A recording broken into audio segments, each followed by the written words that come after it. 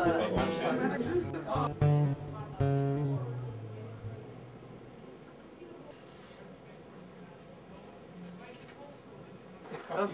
fine, thank you.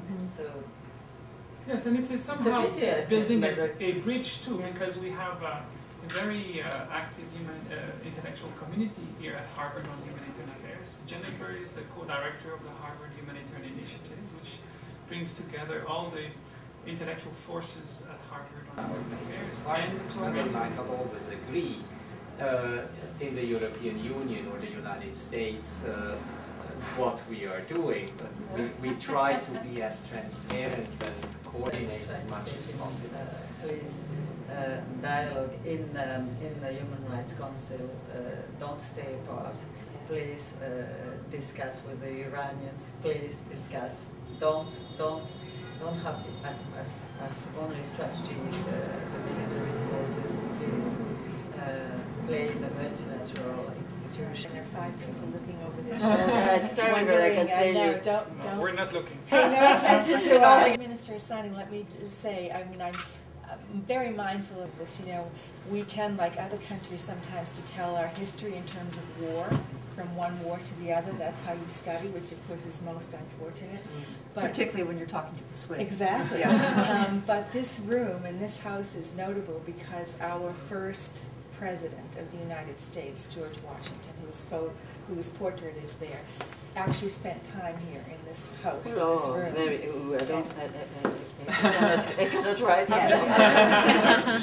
There was in Geneva the first arbitration treaty between United States and the UK. Yes. Oh, of course. Yes.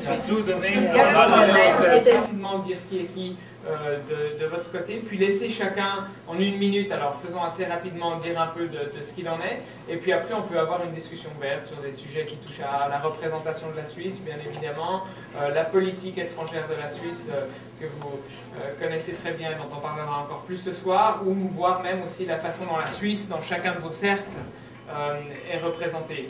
Donc avec Madame la conseillère Calmy-Rey aujourd'hui... Mon domaine de recherche un petit peu plus particulier, c'est la lumière naturelle et les systèmes de solaire passif. Donc essayer d'utiliser les ressources de solar radiation et du daylighting, comme on l'appelle, de l'éclairage naturel, donc les ressources naturelles de lumière et d'énergie solaire pour le bâtiment.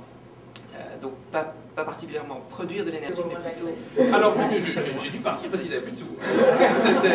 Et donc je suis devenu investisseur dans des startups au niveau pharmaceutique et informatique, qui est un domaine qui entre Bâle et Genève foisonne. Et même chose ici, d'ailleurs Boston est vraiment l'équivalent.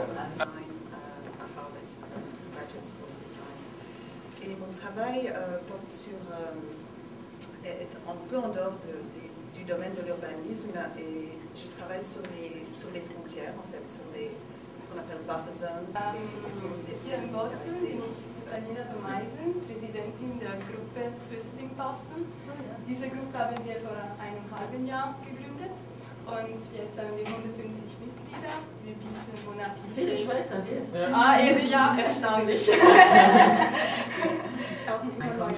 Ja, genau. Heute gerade. Dialogue and negotiation in our approach to politics, be it at the domestic or at the international level. We had to do so because we never were a major power, and our forefathers abandoned European power politics a long time ago. We became neutral. We renounced military force as a means of foreign policy and conflict resolution. Thus, we were left with no other instruments of power than military self-defense and words. Speaking and negotiating when tensions arise is a hallmark of Switzerland's making over the centuries. I barely exaggerate if I say that ours is a country of dialogue and negotiations.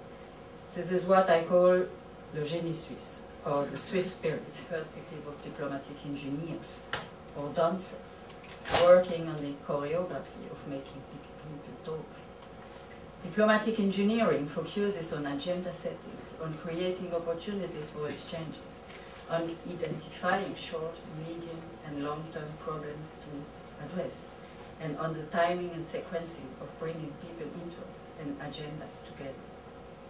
At times, we also went beyond engineering and offered substantive inputs into specific negotiation processes, primarily on issues and areas of competence towards protection of minorities, constitutionalism and decentralization, humanitarian law and human rights. Ladies and gentlemen, engaging in dialogues with difficult partners had at times fallen out of grace in certain quarters. Moral high grounds, ostracism and rigidity often dominate international debates. Policies of integration, influence and conviction are often suspicious, while exclusion, punishment, and the use of force are portrayed as promising. The ideologues may hold force, but we are seeing success stories in dialogues of various kinds. It is through dialogues that violence against civilian populations could be reduced. It is through dialogues that entry points in diplomatic negotiations have been found. While spirals of violence unfold from Africa to the Middle East at large, the attractiveness of dialogue as a tool of soft power politics, a concept I certainly do not have to explain at Harvard, where Joseph Nye coined the term, becomes more obvious. Ladies and gentlemen, if dialogues have become an increasingly valuable foreign policy tool, informed dialogues are the key to finding solutions and preparing for action. Partnerships with institutes and institutions such as Harvard University are thus of key significance. Modern foreign policy is knowledge-based. Dialogues need a factual basis for debate. We have to know where we stand in the implementation of the MDGs. We have to know what the best science says with regard to climate change. We have to understand the concrete patterns of violence and violations of norms in order to debate human security policies. We have to understand the networks of illicit trafficking in arms, drugs, and money laundering. Networks of applied research have an important role to entertain such debates. We have to recognize the necessity of dialogues, carefully managed and moderated. We also have to recognize the necessity to engage in clear communication and to be careful in our trade-offs. And there are red lines not to be crossed. To trade on amnesty with perpetrators of genocide, war crimes, and crimes against humanity is no option.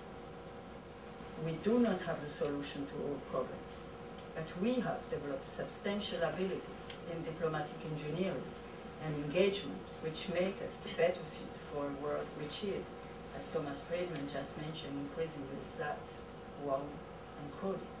And thank you.